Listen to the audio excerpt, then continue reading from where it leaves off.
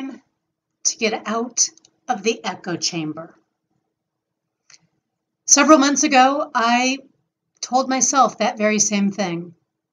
I realized that the resources I was relying on, that the people I was hanging out with, that the news sources I went back to over and over again were giving me a very narrow perspective. And I liked it. I enjoyed it. I felt validated by it. But I realized I was limiting myself.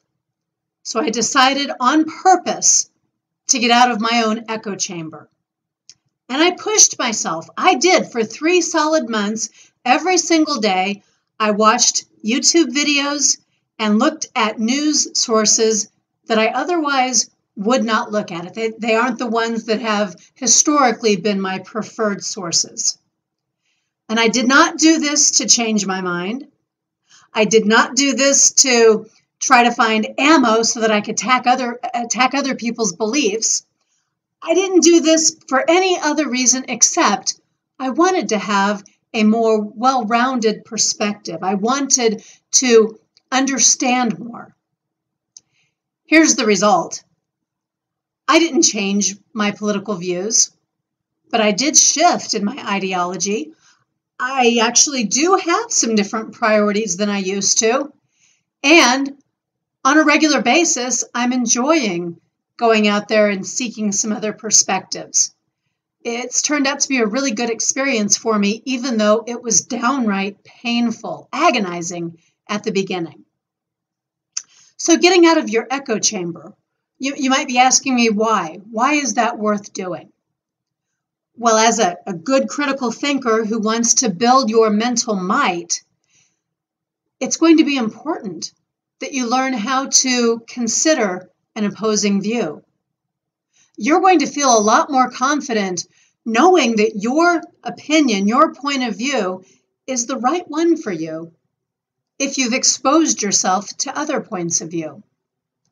And at those times when you feel like you do have to defend your point of view, you're going to be able to show more empathy and understanding of why and how people have formed their own beliefs too. You're going to first give the dignity to others that you would like them to give to you. Now, I promise you at first, if you do something like this, when you get outside your echo chamber, you're going to find yourself wanting to plug your ears or wanting to stop looking at these offensive kinds of other opinions.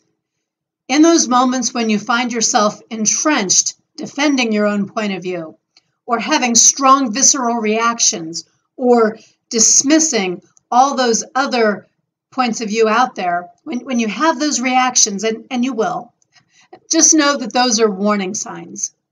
They are warning you that you're a little vulnerable in your own opinion. What you believe to be true, you're not feeling solid enough about it to weather the attacks. You're putting up some false defenses. So just acknowledge, humbly, just acknowledge that your opinion isn't the only one. That what you believe isn't right or wrong, and what other people believe isn't necessarily right or wrong either. It's just different. And they're entitled to their opinions and points of view just as much as you are entitled to your own. Not only that, but it's important to note that your opinion, it's not enough.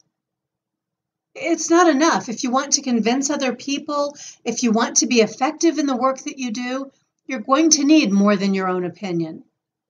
And you're also going to need more than the backup that you typically get from a limited number of sources that you may go to. They need to be well-rounded. When you access information from a variety of sources, you're going to become more self-directed, more self-reflective, and more self-assured. You're going to have a more solid foundation in reason, and that reason is going to balance out your emotional and habitual reactions that you have to anything that challenges what you believe. So give it a try. Get out of your echo chamber. Invite discussions with people who don't think the same way you do. Embrace the diversity of opinion and the opportunity to see things from another perspective. Try to open up your mind so that you aren't closed off and so that you can begin to think more critically. Have a little fun along the way. Laugh at yourself in those moments when you recognize that you are entrenched, and keep pushing yourself to expand your thinking and to appreciate how others came to their conclusions. You'll find that even if you don't change your own beliefs, and chances are good that you won't, even if you don't, you'll find this to be a very, very valuable experience, one that enriches the way that you are able to explain and justify your position, if nothing else. I hope you're coming back often for this series. We're going to be talking about all kinds of ways that you can build your mental might. Thanks for joining me today.